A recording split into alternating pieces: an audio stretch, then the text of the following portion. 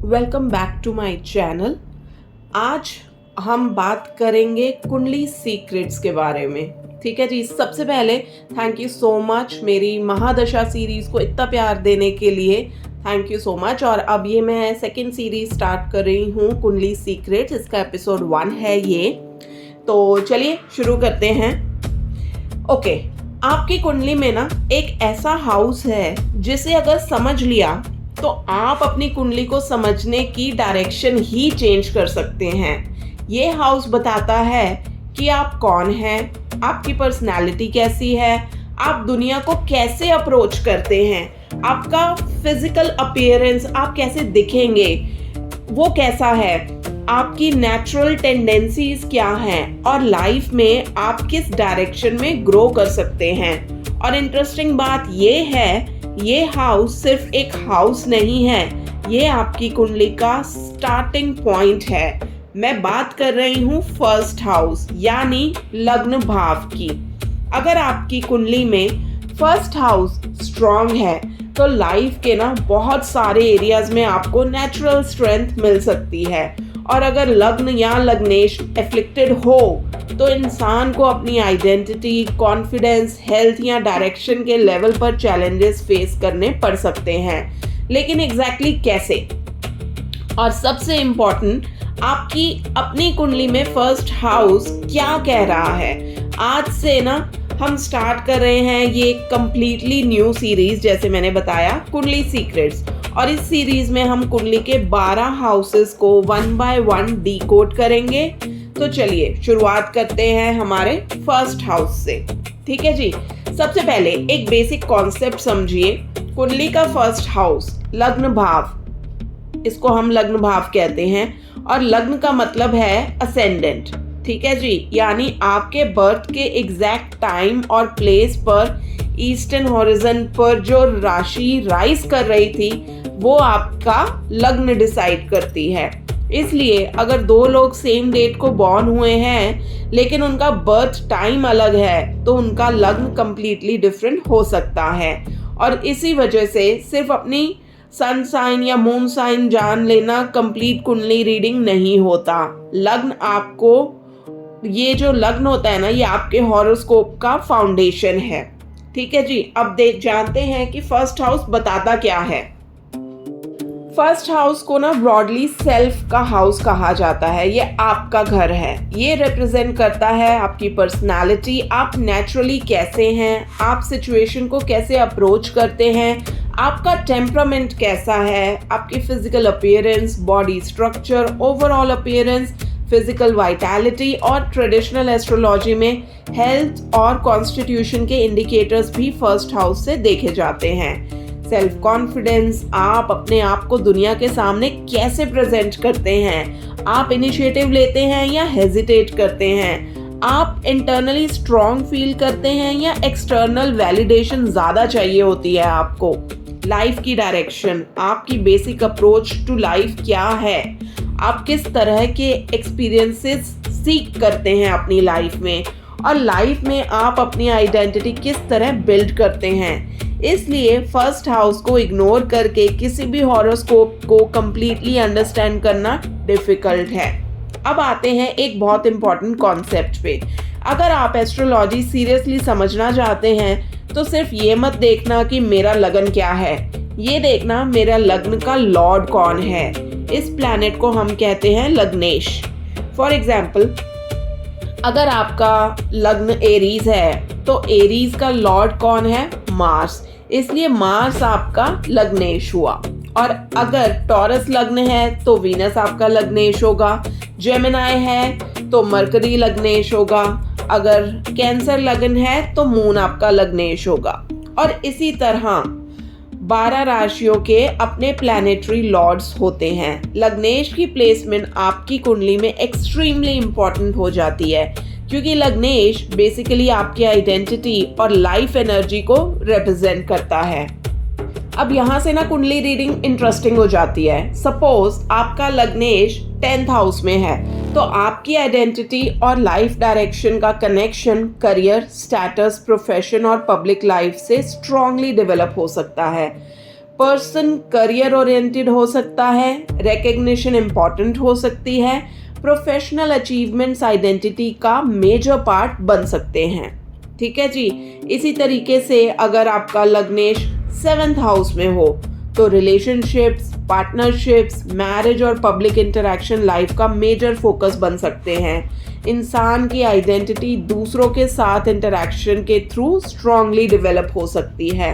इसी तरीके से लेट्स सपोज आपका लगन का जो लॉर्ड है वो 9th हाउस में है, तो higher learning, philosophy, spirituality, travel, teachers, father figure और फॉर्च्यून रिलेटेड थीम्स इम्पॉर्टेंट आपकी लाइफ में हो सकती हैं।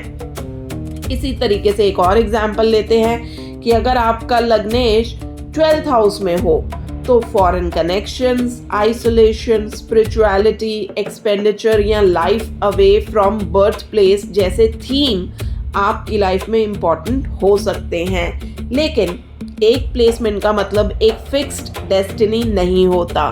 कंप्लीट हॉरोस्कोप को देखना बहुत ज़रूरी है। ठीक है जी। अब एक और major factor, planet sitting in the 1st house. ठीक है, ये आपकी पर्सनालिटी को स्ट्रांगली इन्फ्लुएंस कर सकता है।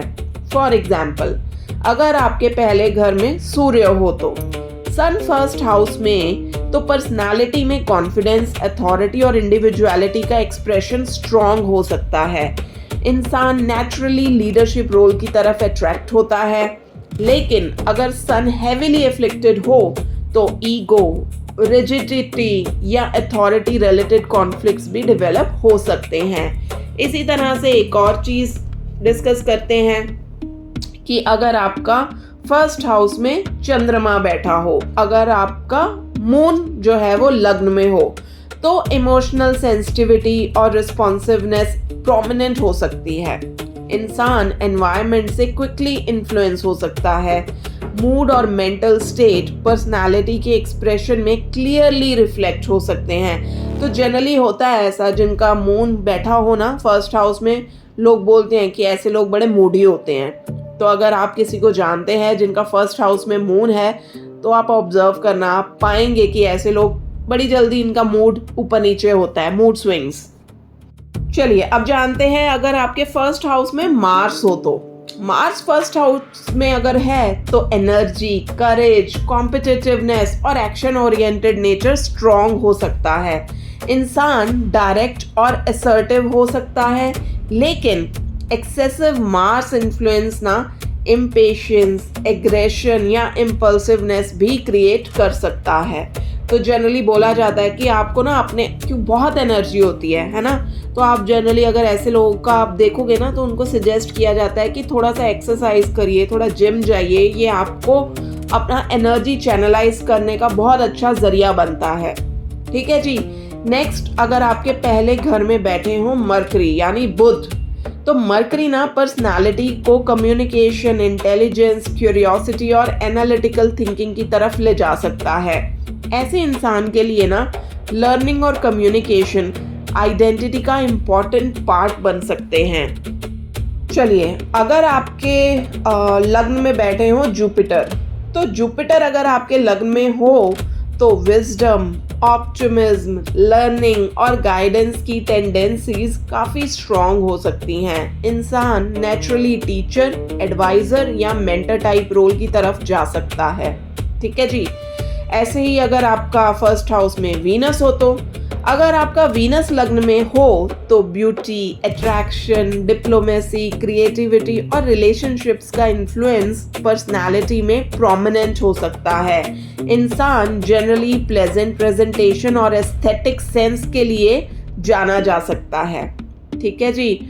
यही अगर आपके 1st हाउस में आ जाएं सैटर्न, शनि, तो सैटर्न 1st हाउस में अगर हो तो पर्सनालिटी सीरियस, डिसिप्लिन्ड, रिजर्व्ड या मैच्योर हो सकती है। लाइफ में रिस्पॉन्सिबिलिटीज कंपैरेटिवली जल्दी फील हो सकती है कि यार बड़ी जल्दी जिम्मेदारी आ गई। लेकिन सैटर्न का ना एक इम्पॉर्टेंट लेसन है, delay does not always mean denial. तो स्ट्रॉन्ग सैटर्न ना आपको लॉन्ग टर्म मैच्योरिटी और एंड्योरेंस ये सब भी दे सकता है। ठीक है जी। यहीं अगर आपका राहु आ जाए 1st हाउस में तो अगर राहु लग्न में हो तो पर्सनैलिटी ना अनकन्वेंशनल हो सकती है। पर्सन रिकग्निशन, इंडिविजुअलिटी और breaking the rules type expression की तरफ अट्रैक्ट हो सकता है।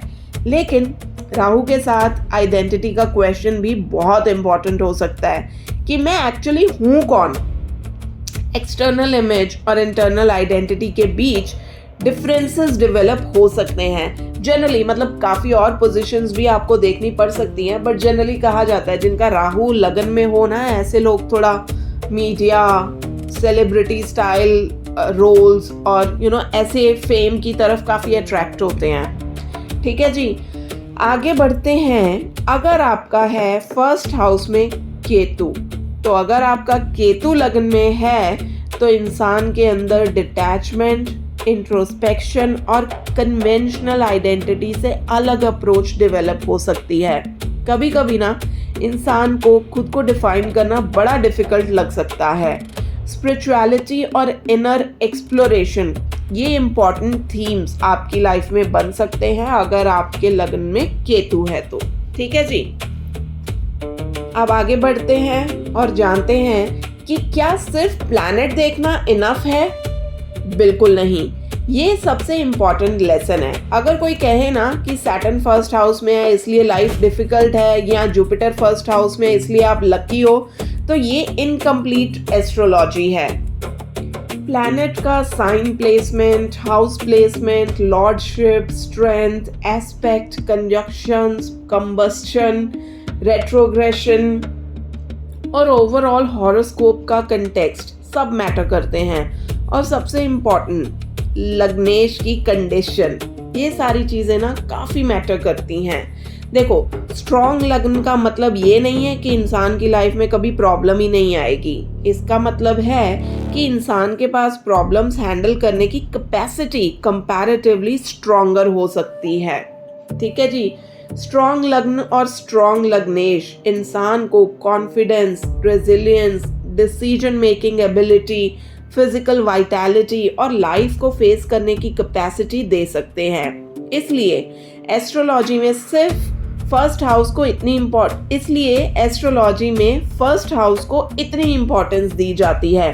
आपकी लाइफ में प्रॉब्लम्स आ सकती हैं, लेकिन आप उन प्रॉब्लम्स को हैंडल कैसे करते हैं ये भी कुंडली का इम्पॉर्टेंट पार्ट है। एक सिंपल एग्जांपल देती हूँ। मान लीजिए दो लोगों के करियर में सेम प्रॉब्लम आती है, दोनों का प्रोफेशनल सेटबैक होता है। एक इंसान कंप्लीटली ब्रेक डाउन कर जाता है, लेकिन दूसरा सेटबैक के बाद कुछ महीने में कम बैक कर लेता है। एस्ट्रोलॉजी के पर्सपेक्टिव से सिर्फ एक्सटर्नल इवेंट इम्पॉर्टेंट नहीं है, चार्ट की एबिलिटी टू रिस्पॉन्ड ये काफ़ी इम्पॉर्टेंट है। और यहाँ ना लग्न और लग्नेश का रोल समझना इम्पॉर्टेंट काफ़ी हो जाता है। That's why first house is not just about who you are, it is about how you face life. तो ये चीज़ समझना बहुत इम्पॉर्टेंट है। अब प्रैक्टिकल पार्ट पे आते हैं। आप अपनी कुंडली ओपन करिए। सबसे पहले देखिए कि फर्स्ट हाउस में कौन सी राशि है। जो राशि है वो आपका लग्न है। दूसरा स्टेप, उस राशि का लॉर्ड कौन है, दैट इज योर लग्नेश। ठीक है जी। थर्ड स्टेप है लग्नेश कुंडली के किस हाउस में बैठा है। ठीक है, आप ये देखेंगे। फिर हम देखेंगे कि फर्स्ट हाउस में कोई और प्लैनेट भी बैठा है। ठीक है, फिर फर्स्ट हाउस पे किसी स्ट्रॉन्ग प्लैनेट का एस्पेक्ट आ रहा है या नहीं, आप ये देखेंगे।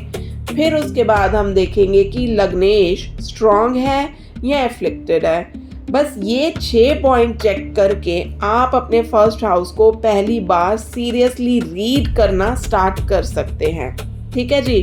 और देखो, एक सीक्रेट बताती हूँ। अब वो पॉइंट जो मैं चाहती हूँ आप याद रखो। आपकी कुंडली में कोई भी प्लैनेट अच्छा या बुरा सिर्फ एक वर्ड में डिफाइन नहीं हो सकता। Same planet, different lagna, different house, different sign, different aspect और डिफरेंट प्लैनेटरी रिलेशनशिप के थ्रू कंप्लीटली डिफरेंट रिजल्ट आपको दे सकता है। इसलिए ना एस्ट्रोलॉजी को शॉर्टकट से नहीं, कनेक्शन से समझना चाहिए। और कुंडली सीक्रेट सीरीज का पर्पस भी एग्जैक्टली यही है। हम ना सिर्फ ये नहीं बताएंगे ये हाउस क्या करता है, हम समझेंगे कि आपकी कुंडली में ये हाउस एक्चुअली क्या कर रहा है। चलिए फिर एक छोटा सा रिकैप कर लेते हैं। ठीक है, तो आज हमने देखा फर्स्ट हाउस मतलब लग्न भाव या self personality, physical constitution, vitality और लाइफ अप्रोच से कनेक्टेड है ना। लग्नेश मतलब लग्न का जो लॉर्ड है, और लग्नेश की प्लेसमेंट आपकी लाइफ डायरेक्शन को अंडरस्टैंड करने में एक्सट्रीमली इम्पॉर्टेंट है।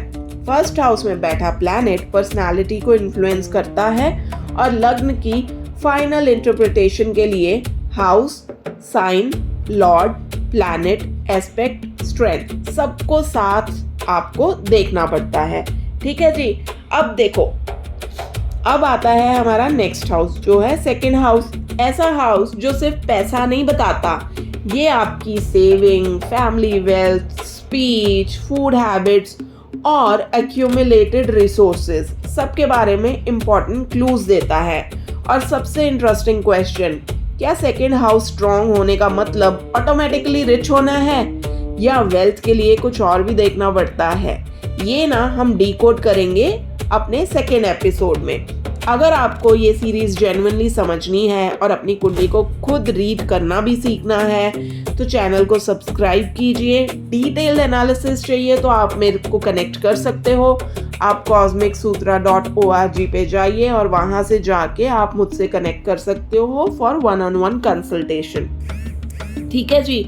अगर वीडियो अच्छी लगी है तो लाइक कीजिए और कमेंट्स में लिखिए कुंडली सीक्रेट्स, ताकि मेरे को पता चले कि आप एपिसोड 2 के लिए रेडी हैं। ठीक है जी, मिलते हैं नेक्स्ट एपिसोड में। Thank you so much.